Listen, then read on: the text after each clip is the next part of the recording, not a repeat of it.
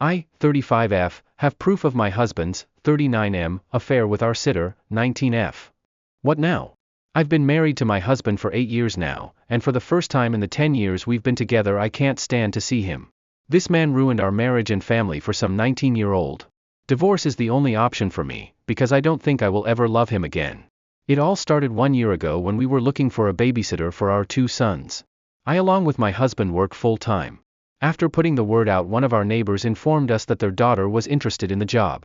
Fake name, Maggie came by for us to interview. She had experience and she was able to work around our schedule.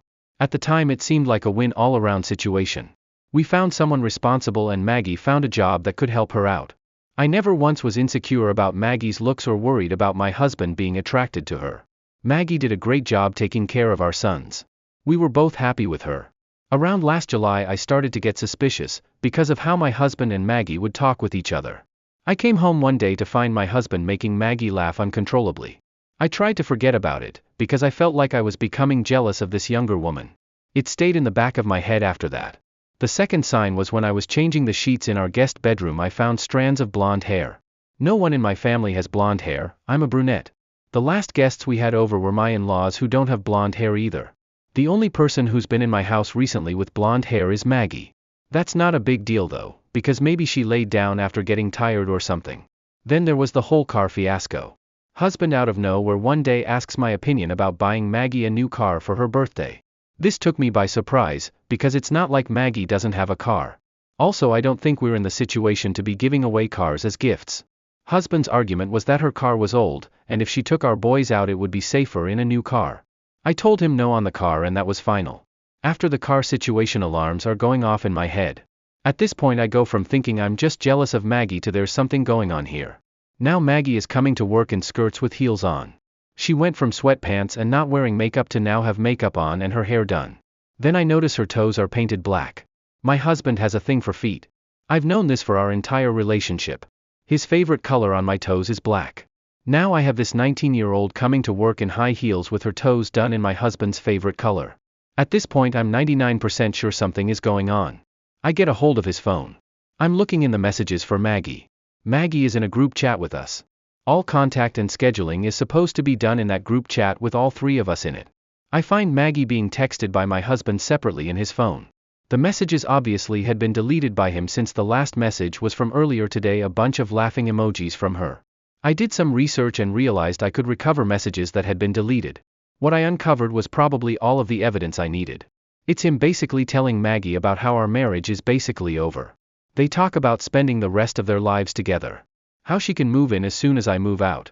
She makes a statement, your sons won't even miss her when they have me as their mom. That one really hurt me, because the audacity of this woman to talk about my sons like that. Also, I found Snapchat on my husband's phone, which he's never had before this. I have a copy of the conversations on my phone. I also have them on video kissing in our backyard. They must have forgot the security camera was there. Now that I have all of this evidence, I'm not sure how to approach it. Do I talk to a divorce attorney before I confront my husband? Do I confront my husband at all about this, because I would like an explanation about why he thought it was a good idea to throw away our marriage of some 19-year-old wanting to play housewife? Also, do I make any financial moves before blowing this up? As of right now I've been pretending like everything is okay. I don't think he suspects anything. I'm too embarrassed to talk to my friends and family about this. I feel like I'm still in shock over all this. It just all feels like a terrible dream that I'll eventually wake up from. Story 2. I deleted my ex's Nintendo Switch account. Hello Reddit. I'm sure this is not as exciting as other people's stories, but it's the only time I've ever enacted revenge. I, 23NB, and my ex-girlfriend, 25F, dated for almost a year before breaking up. At the time of our breakup, we had signed our first ever lease on an apartment, and neither of us wanted to break a lease early, so we tried to cohabitate. This went poorly, and in about 2 months, she moved out. During this time of us living together, she dropped the rent on me multiple times and put me in a lot of credit card debt. Our breakup and preceding months were not pretty, and once I paid the debt off about a year ago, I wanted to wash my hands of everything. However, there was one problem stopping me from moving on: her Nintendo Switch account. You see, around her birthday she'd gotten a Switch. She told me her email was already linked to a Nintendo account, and asked to use mine. Since we were good at that time, and I did not have a Switch, I agreed. After our breakup and our final meeting, I realized her Nintendo Switch account was still linked to my email. I hadn't realized this previously because she hadn't been purchasing things through the account. I did try to change the email to hers, but it required a code verification through both emails, and after the hostility exhibited towards me by her family and herself in our last meeting, I did not feel comfortable reaching out to her. For about a year I continued to get these emails from Nintendo notifying me of purchases, and I started getting really annoyed by it. By this point I had also gotten a Switch and I wanted to use it with my own email. Because of this, I decided there was only one rational option: delete the entire Nintendo account. So, I changed the password on the account so she couldn't reactivate it, and I wiped the account. I'm not extremely familiar with Nintendo, so I'm not 100% sure what happened, but from reading online it appears as though deleting a Nintendo account wipes save data, makes any digitally purchased games, of which there were several, unplayable, and deletes any in-game currency you've purchased. This may not be the most exciting revenge story on here, but it was fun for me, and I'm glad to finally have no more ties to her so I can move on.